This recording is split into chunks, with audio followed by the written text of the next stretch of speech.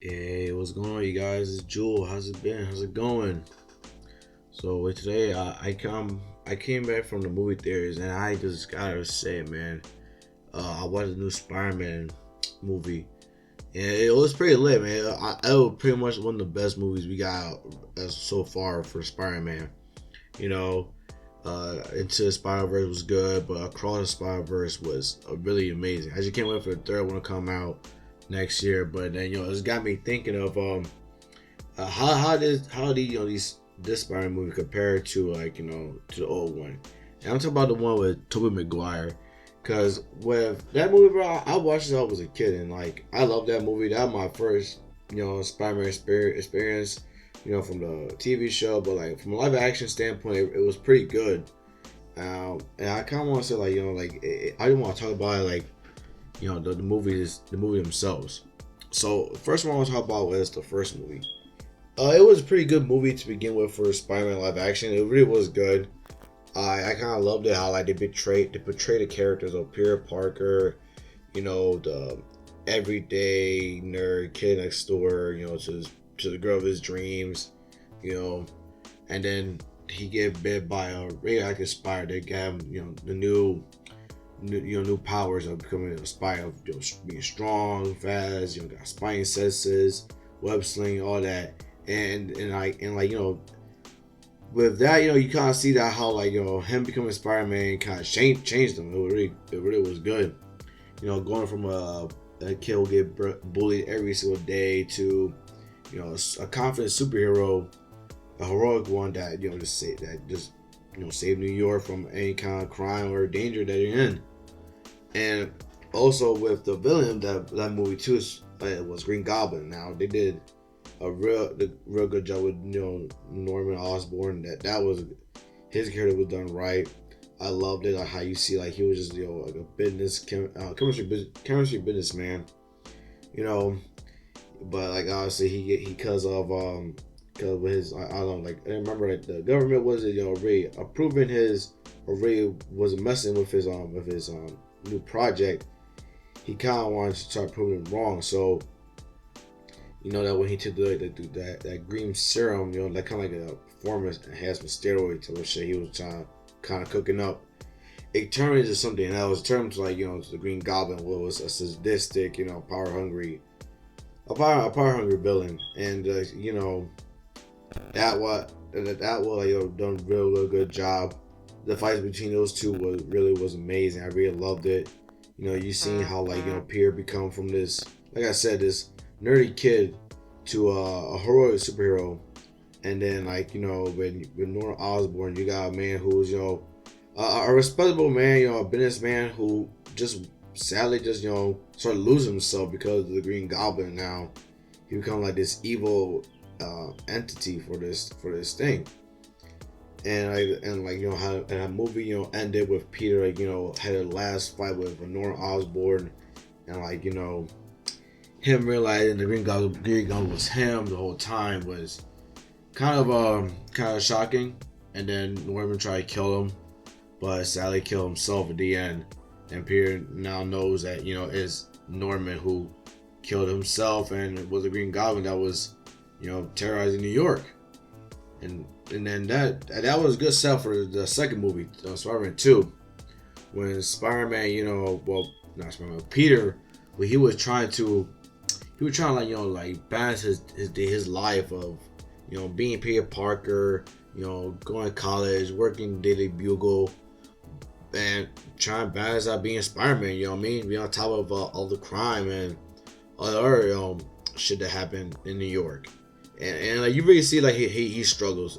Just trying to be playing superhero while being himself. Like you guys, his boy Harry, who is Norman's son, MJ, the girl he had a crush on, and his aunt. They're all wondering, worried about this guy, like how come he had it different, never heard from him for a while, and all because he's busy being Spider-Man. Like he wouldn't have time to do anything with them, and in fact, he tried to keep himself distance, away from all this shit that he does as Spider-Man, because he keep it a secret, else his enemies gonna know who he is. They're gonna find out his people, especially Harry. Harry gonna like be on his ass because he thought Spider-Man killed his dad. And so like Peter was like for a while just stopped being Spider-Man, and he saw like how like his life got better and stopped being Spider-Man for a while. But obviously that when he stopped being Spider-Man, people were wondering, well, what happened to him? What happened to Spider-Man? What happened to the guy? What happened to our neighborhood hero Spider-Man who keep us safe, who protect us, who everybody look up to, and wonder what happened. And he realized like he gotta do it. And like Miguel said, like I said in I just came back from watching the new Spider-Man movie Across the Spider-Verse, and Miguel told Miles this: becoming a Spider-Man is a sacrifice, And so like your parents saying that, I gotta do what I gotta do. I gotta protect this. I gotta protect New York. Cause not only like is he protecting the people of New York, he also protecting the people in his life, in his personal life, and like that to me, like I kind of feel like that was a good way of portraying Peter character as Spider-Man and as Peter Parker, and also seeing like his struggles of trying to balance both lives together. And coming to the third movie, the third movie was like a fan service movie. I mean, we had like Venom, we had Black Suit Peter, we had like freaking Sandman, we had like a lot of shit to in the movie to unpack. And that shit was packing. I mean, I kind of think that was my favorite, to be honest. Especially when Peter became Black Suit Spider-Man, where he was just being a menace to everybody. Like he had all different of just becoming more brutal with his crime fighting method. Him getting revenge on Sandman, because it turns out before Sandman was Sandman, it was him who killed his Uncle Ben. So, Peter obviously was not having that shit, so he kind of almost killed him, but thank God he didn't.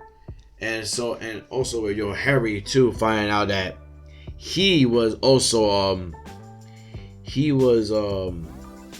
also lied to like Peter about what happened, that his father was he thought Peter killed him, but really though he found out later that it wasn't Peter that killed his dad. It was his dad. His dad killed himself while trying to kill Peter.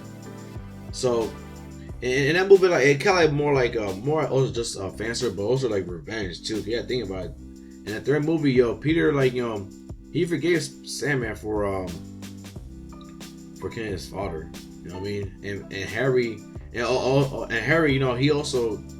He kind of tried to take revenge on Peter, but look what happened there. You know what I mean? Like Peter obviously rebelled back, fight back, and like it only made like their friendship a bit hard to get along with. But that's towards the end, like they kind of kissing made up, but at the end he died too. But if I were to pick which is my favorite, I would definitely say 2 is my favorite, because we get to see a good dynamic between Peter and him being Spider-Man, and try to balance it out and how it worked out at the end. 3 is because all the shit that happened of Venom, Black Suit Peter, and Sandman, and 1, the first one, like I did, start everything. You know what I mean? It was a build up to laying up to everything. But that kind of my take for like the trilogy of Toby Maguire as Spider-Man. I won't come back to doing the Amazing Spider-Man. So I hope you guys like this video, man. I'll tell you guys next time. Peace.